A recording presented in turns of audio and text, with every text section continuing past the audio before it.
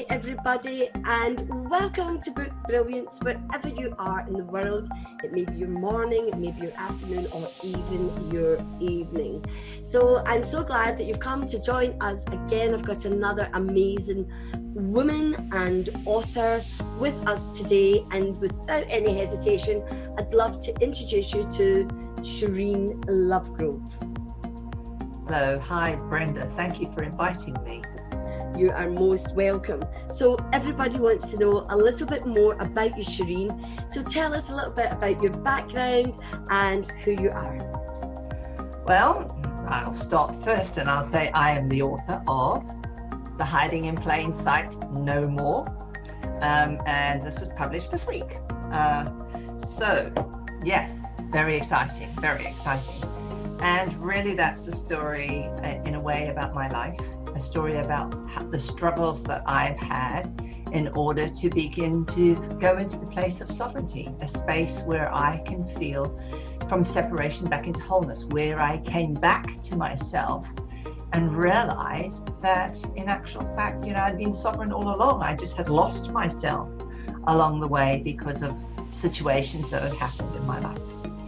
So yeah, I'm really excited because it's finally here. It took a while to get it sorted, and it was a bit of a journey.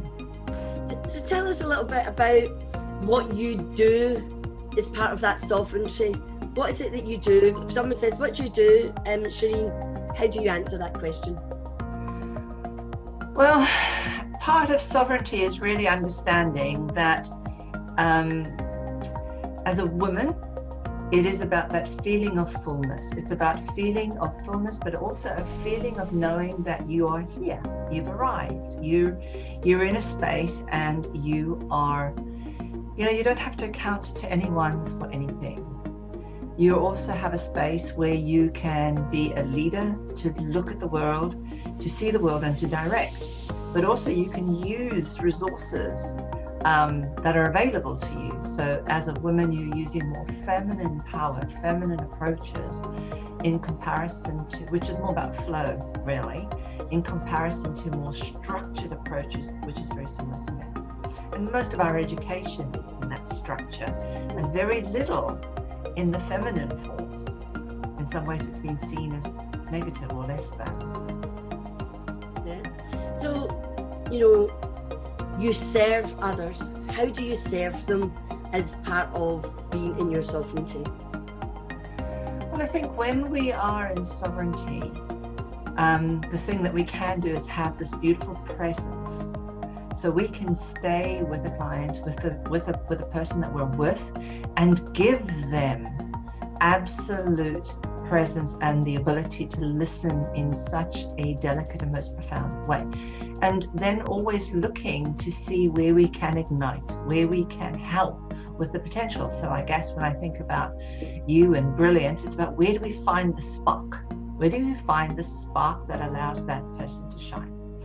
And that is what sovereignty is about. It's about being able to have people that will follow, but also that they can lead, obviously.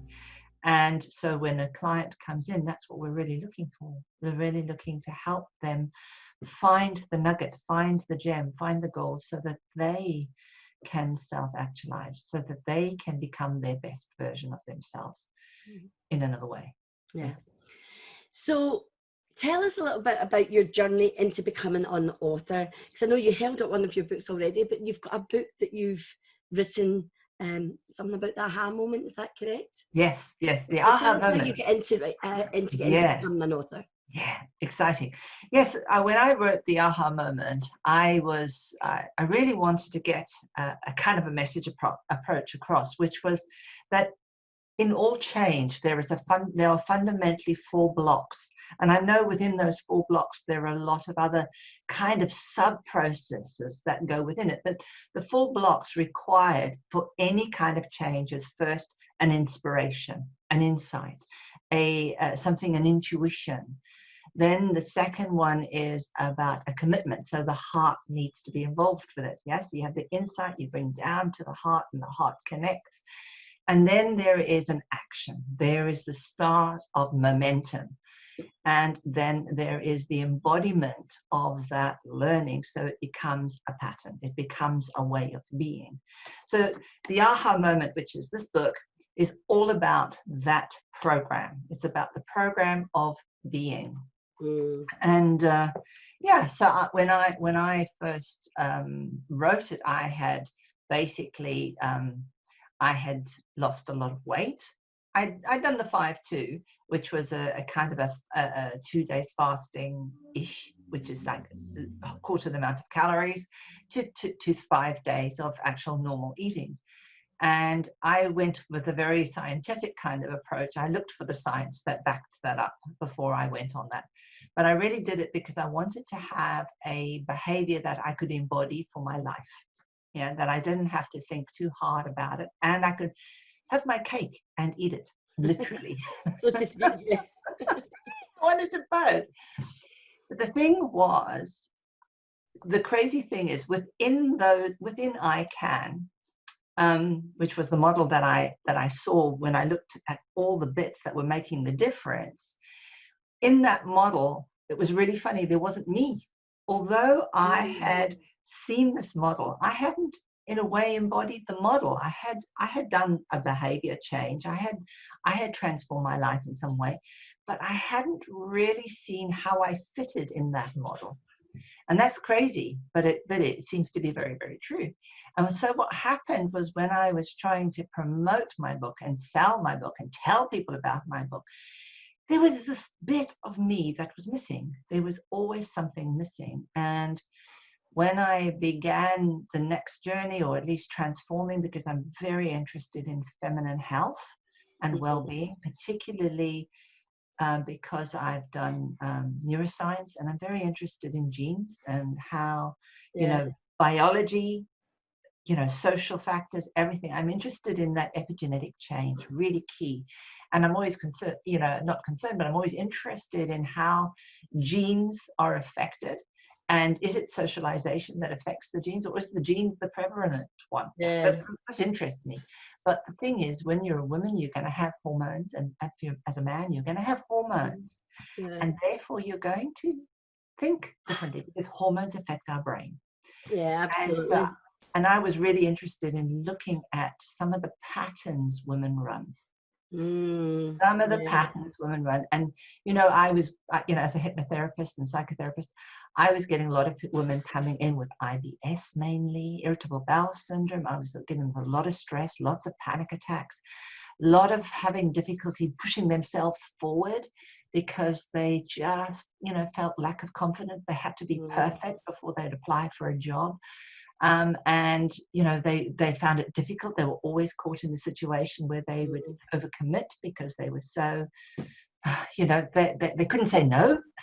They couldn't say no, so they'd feel guilty. They'd feel guilty about all these things. So and that's a definite thing. As women, we often feel guilty. So my goodness, Sherine, you definitely have got an absolute wealth of tools, experience, training. So, and I can see that you use all that to help transform lives. So, you've got a second book, which you said, how exciting that it's come out this year. Bring it up there. I'm really getting it there. This week. So tell us what brought about the journey of thinking, I need to write another book, because obviously you've got a bug for writing. Yeah. Well, I think the most important thing is, the wonderful, wonderful thing about human beings is that we have this desire to create. We have this desire to create. And I think what happened is, I then went on and I thought, I've learned all this knowledge. I'm really excited about what I know. I'm working with clients. I want to do a self-help book. So then I started the journey of doing a self-help book. And then while I was looking at the promotion center, going into that, I realized I would do the same thing that I'd done with my previous book.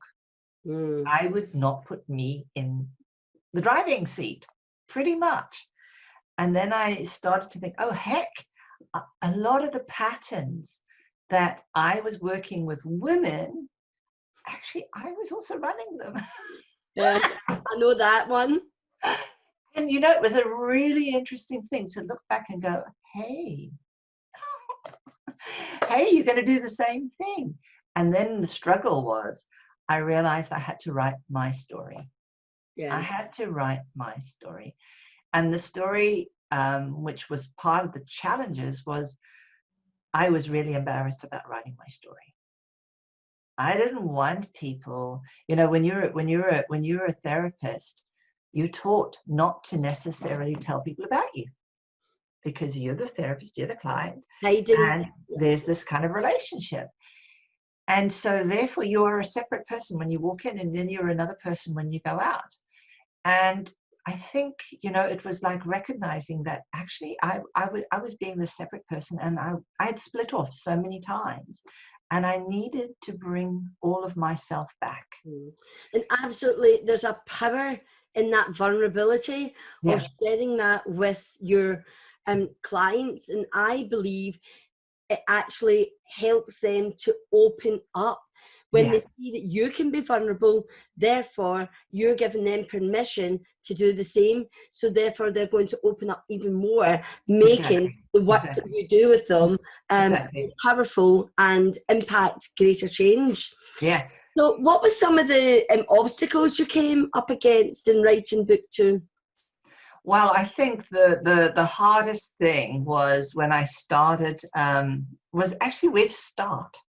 And I did have a book coach, Samantha Houghton, and basically she said, well, you know what, just go back on your life and do the lot, go 10 years at a time and go back. And then, so I started doing that, and I still found that quite a challenge. And what I then did was I started to look at one incident that was a pattern. For example, like why was I unable to, for example, there were little things. Why could I not say no? Why did I feel overwhelming? That's a good one.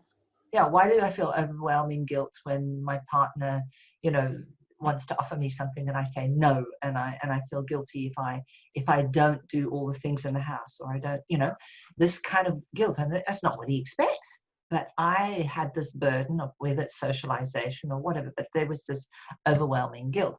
So I tracked that back, and then I started to write that story. And then as that started to unfold, other stories started to come faster and furiously. Basically, so many stories just started to come. And then it's kind of was, how do I put all of those stories now in a kind of a chronological order? Yes. And that was really quite challenging, because we don't tell stories in chronological order. Actually, we're busy having a talk, and then all of a sudden something happens in childhood. Pops up, like Proust, talked about eating the Madeleine, and he smelt being in his grandma's tea room. So, smells take us back very fast to different places in our lives. In the same way, the stories started to take me back. And actually, I mean, it did open up a lot of stuff, which was really hard, because I was, I'd be sitting writing and the tears would be streaming absolutely. Down. But I also realized that each time that was there, it was a block that I had not recognized, and I had not necessarily acknowledged for myself. I think that's what you call pouring your heart and soul into your book, because you're bearing your soul and you're putting it in. I talk about books being a hit, the heal, the inspire, and the transform. But it's the author's hit first, and then that then ripples out to every reader who reads that story. So in terms of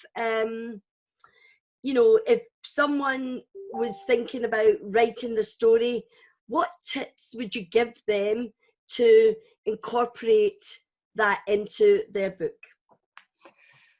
Well, I think there are a couple of things. One is you really need to want to do it, because it is going to be a mammoth thing if you're going to do stuff that's going to involve a lot of you.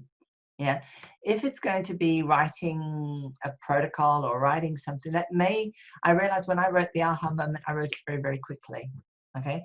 Because I wasn't talking about me. I wasn't birthing me. Yeah. And literally, this book was about my birth, my rebirth on a whole new level.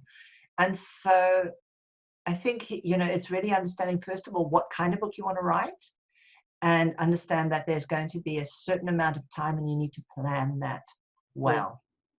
And I do think, you know, is that you do need guidance. You do need help. You know, when you're in the middle of the storm, you really do need somebody to be able to pull you out of it. That's right. You need the beacon of light. You need the beacon of light path to help you create paths of least resistance, to show that brilliance that you've got. So now that you've got the book, what's your plan for your book? What's your next step?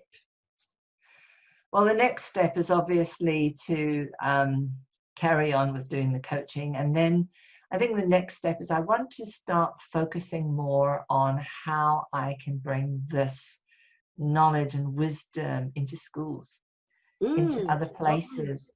You know, what really became overly overwhelming knowledge. My English is a bit bizarre at the minute, but this overwhelming knowledge that you start to get, you start to connect back to your roots. You start to connect back to those old rituals, those old things of the rites of passage of women and men. That's lovely. And I really want to be involved in creating something like that, so that we kind of really start to own ourselves right from our very young age, because we're very aware of where children are at, but there are no rituals. There's nothing to really celebrate what a 3-year-old is. And I'm going to tell you, 3 years old is a mini adolescence. Yeah, I know. It is. It's a mini adolescence with zero brain, almost. Not really. And then you go to adolescence and you've got a bit more of a brain, but you've got a bigger body. And you've got a little more noise. So you've got a whole lot of things. And every stage has a whole lot of beliefs that run within that. And it's really important to kind of find a way to guide people through these rituals, and they definitely can help people. So does that mean then, you know, the book that you've written now is that you're going to consider writing it for younger adults, or 11-year-olds, 12-year-olds, whatever age that is? So does that mean you'll have to write a children's version? You know what? I hadn't thought of that. How can you go to schools with wherever the publisher, you're thinking, that's what she's got to do. my brain's going 100 to 1, you know. But I know, but it definitely would be a really important thing. But I think the most thing when we start to do that is really about how do we build a community that can hold all of these together, because I think that's going to be really important. And I do think this is going to be held with wise women and wise men. Yeah, wise women and wise men. Yeah. That's why it's important. So when I work with people around books, it's about what's the value, vision, and mission, and what's the longevity of what you're doing. Because if you're going to write a book with longevity, it's about legacy. There needs to be a lot of envisioning where that's going, because that helps you create the plan. Exactly. I always talk about the path of least resistance, and when you look at it at the different layers, that's why you need, as you said quite rightly, you need someone who can help be that beacon to show you what's possible, because you're so wrapped up in it that sometimes you don't see the bigger picture. Absolutely. And actually the beacon pulls you, so there's no energy. When you are aligned to that, it literally, you're finding you are just doing the things with no effort at all. I mean, that was the catchphrase of my first book, which how to maximize results for the least amount of effort. When you have a vision, when you've got everything that comes together, so you have the vision, the action, the feeling all together, it creates movement, it creates the flow. And so therefore you don't have to think about it so hard, because you've already put the plan in place. You've already put the vision in place. But it's not even that. It's about having raised that, you know, you can see behind here, it says your brilliance, your book, your business. whatever way you've got to do it. Sorry. And if you don't work on, that's why I've got Brilliance first. If you don't work on you and your Brilliance first, all of that other stuff is not going to be a path of least resistance. That's why so many people get into like ickiness and their businesses don't grow as much. And so it's the same whether you're creating a book or creating the business. The absolute foundation of both is the same. Yeah. Thank you for pointing that out, because it's really good to have that continuously done. Yeah. So listen, I want to give you the last word today. Oh. So, absolutely. So what would be your last word that you want to leave with, either as someone who's thinking about writing a book, someone who's in the middle of writing a book or got a bit stuck, or an author who's got a book but they don't know what they're doing with it? What's the one thing you would advise them to give them a little bit of spark to get them moving again? I think that if I were in that position right now, the thing that I'd want to know is that I am brilliant. Yes. I think I'd want to feel that deeply so that it would take me forward. So I think that, part of what happens, what stops us, where we are, it's always about a belief about ourselves. Yeah. It's always about us not feeling validated on some level, or us not feeling enough or not loved. So, it's really about how do you look for your brilliance, and go and find someone that is going to see you as brilliant. I think that's the thing. They need to see you as potential, and not potential in the sense of, the money for them, but potential, that they're looking at you as potential. Absolutely. And they do everything in their power to make you feel good. If you feel good talking to someone and you walk away feeling energized, then that is the person that you should work with. Yeah, absolutely. It's about uplifting. Yeah, uplifting, knowing they've got a solid background. But yeah, so for me, it's always about you're never alone, and just ask. So, Sherine, thank you very much. I will get you back later on to talk more about what's happened since you've written the first book. And obviously I'm now going to be very interested in that school, having come from a background of education for 25 years. I forgot about that. I forgot about no wonder you were asking that question. Well, obviously you brought it up. I'm just opening your eyes further to more possibilities and widening that potential. Yeah. No, that's brilliant.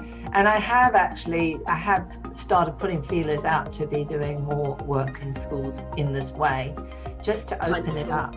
Yeah, just to open it up. And I know today's not really been about you and your work as such. We've touched on it, but we'll be doing other interviews, going deeper. And I just want everybody to know that you are an amazing woman, and the knowledge this lady has got is phenomenal. And I want her to shine more. So she'll be coming back into the spotlight to give us more about a deeper level as to just exactly what she can do and stand in her full power of her sovereignty. So Sherine, love you loads. Thank you very much for gracing the author's voice, and I wish you well with your new book. So thank you very much, Sherine. Thank you.